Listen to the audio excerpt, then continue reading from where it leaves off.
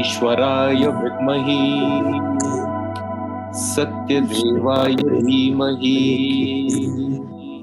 तन्नः सर्वः प्रचोदयात्। ॐ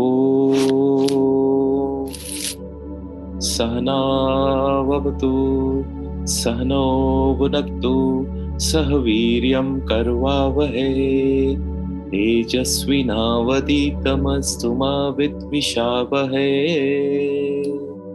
ॐ असतो मा सद्गमय तमसो मा ज्योतिर्गमय मृत्योर्मा अमृतं गमय। ॐ श्री गुरुभ्यो नमः। हरि ओम। शांति शांति। Om Shri Sai Ram. Good evening and welcome to day 4 of the Atma Chalisa Parayanam. So, last 2 days we have discussed about, first of all, that we need to be clear about the goal of our life, and which we all agreed that goal is to realize and experience the divinity, who we truly are, and to experience our own truth. And then yesterday we spoke about that while we have a goal, we must seek intensely that goal. So today we come to the next part of it, and as I said, we are doing a preparation for this experiential journey, and we are creating a base camp where we are fully trained and we are fully equipped to do this journey. And it's important to have all the prerequisites for this journey with us and be fully equipped to handle the journey that is coming ahead. So while the goal is clear, it's like we are getting prepared to climb the Mount Everest, the highest peak. So the goal is to climb that peak. So we were very clear that that's where we are headed. And we are intensely desirous. We really want to climb that peak. So that important step we have discussed yesterday, that we have an overwhelming, burning desire to be able to climb that. And it's so essential to have that desire. The third step is then to have a firm belief in, firstly, the goal of life. We must believe with our mind, heart, and soul that the goal of life is to experience divine consciousness. Like we have achieved everything in our life because we had a clear goal. Climbing Mount Everest is a clear goal. Seeking it intensely is a clear step required in preparation to reach the goal. But we must believe in that goal. We must believe that goal is what is worth achieving and we can achieve it. How do we get this conviction? How do we believe that is the goal of life? That is where faith comes in. We either have faith in a guru, we have a faith in God, we have faith in our religion, we may have faith in our scriptures. We must have a faith in something from where we have perceived this to be the goal of life. So in this case, given the goal that we have taken for life, the faith comes from the Upanishads, which is a sacred book of Sanatana Dharma, of Hinduism. And the faith comes from a guru like Bhagwan Shri Satya Sai Baba, and many of the other gurus and masters that we might have in our life. It could be Maharishi Ramana, It could be Vivekananda, it could be Swami Chinmayananda, it could be Swami Rama, it can be any guru that you believe in. But all of these gurus that I've spoken about and the scriptures that I've spoken about have spoken of that one God, and that God is within us. So from there, we have a strong belief that this goal is a correct goal. Then the second step comes in. What about the goal that we have put for ourselves, that in 40 days, we are going to achieve self-realization?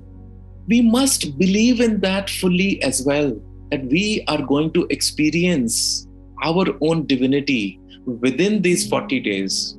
I am not saying that it will happen on the 40th day or the 41st day.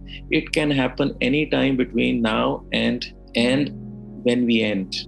And an essential ingredient, an essential element, an essential guiding force during this process is that we must believe. And in this case, we are believing that it can be done, believing in the self that I will do it. And for at least these 40 days, have some faith in your guide or your coach or your facilitator. And in this case, it happens to be me. If only for these 40 days, have firm belief that you will be guided well to where you need to be. So this belief is important, because if this belief is not there, and if we have doubts, and if we are not sure either about the goal or about your own self or about your guide on this journey, because a climber, when he decides or she decides to climb up to the Mount Everest, first believes that he or she can do it, then believes in the equipment that he or she has it,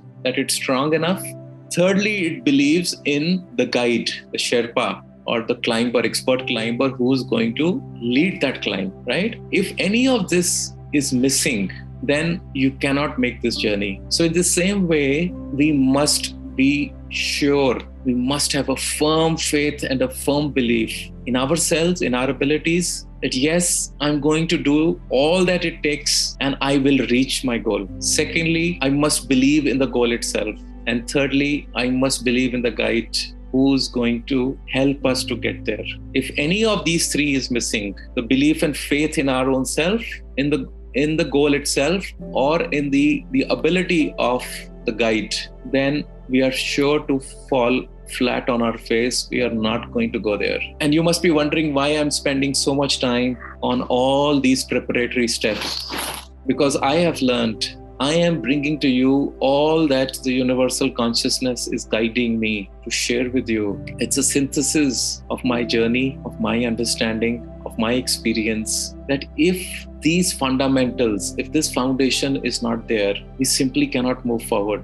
And that is the reason why many try to climb the Mount Everest, only a few go up. Many of us seek self-realization, but a few go there. It's only because lack of preparation, lack of belief, lack of intensity. And these are very fundamental. And I can't try and put as much importance as is actually required for each one of us to absolutely be crystal clear of what we are about to do. This journey is not for the faint-hearted. This journey is for the soul who is ready.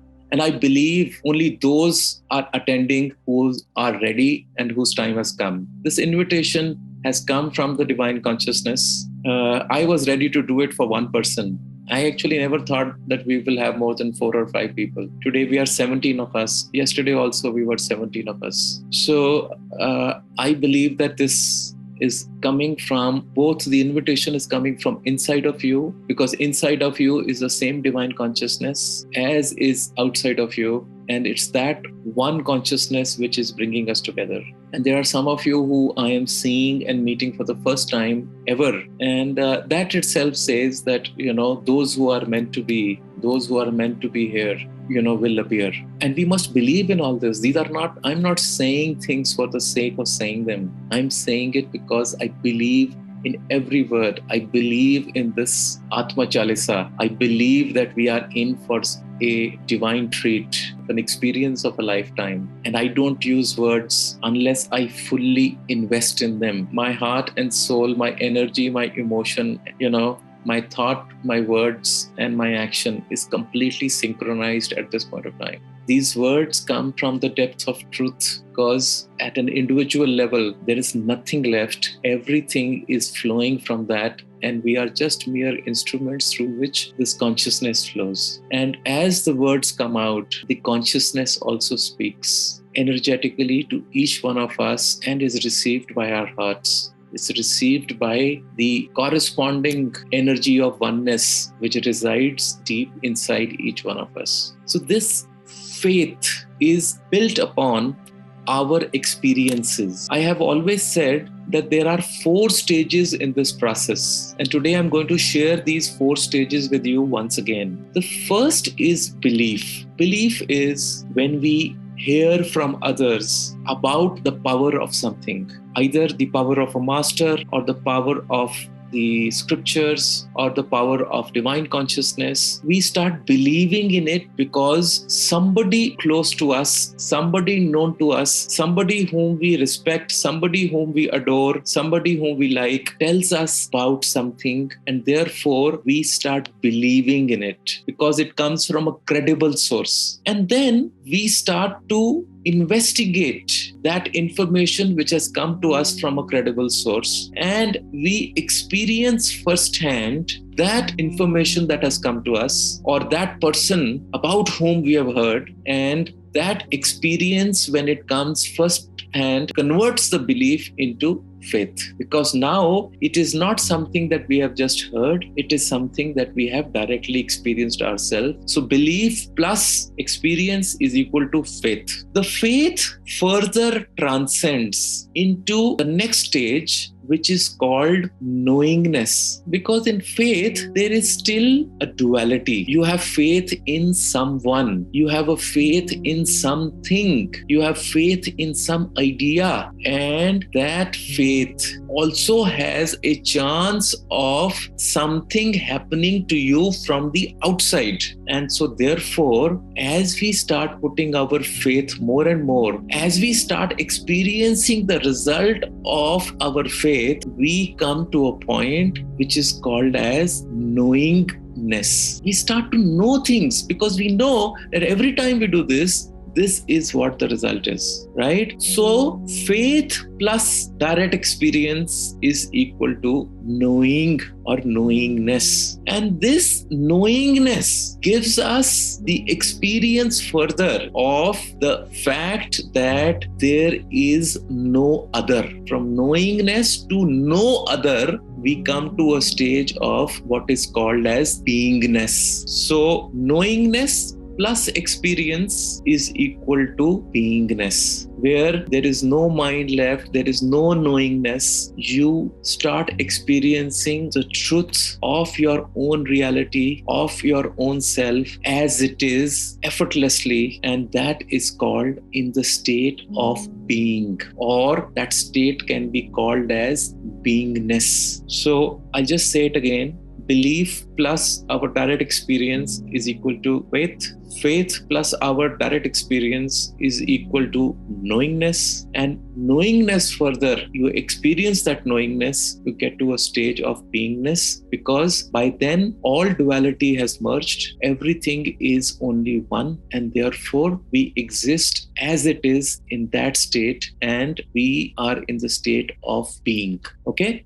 So a small and a necessary foundation of belief is so critical on this journey. And we will keep picking this up as we do this experience, because remember, the one common thing that I've spoken about in all these 4 stages or these 3 stages of evolution is experience. And these are the 40 days of direct experience. We will experience. It's an experiential journey. And so therefore, it is the moving, it is the evolution of our belief into faith, into a knowingness, and into beingness. So the starting point is essential. A belief in yourself, a belief in a guru, a belief in a guide. and a belief in the goal itself is extremely critical. And only when we check all these points, these are called points of entry, these are the base camp, these are the preparatory steps. If we are solid in our footing, if we are solid in our understanding, if we are solid in our intensity of our desire to be there, and we believe that we are going to be guided properly and that we are going to make an effort to do it, it shall definitely happen. So that is what I had to share with you today regarding this important step of the preparation for our journey. Then we close today's session. I thank all of you for being here, and I'll see you tomorrow. So we'll just do the Shanti mantra. Om Shanti, Shanti, Shanti. Samast loka sukhino bhavantu. Samast loka sukhino bhavantu. Samast loka sukhino bhavantu. Om Shanti, Shanti, Shanti.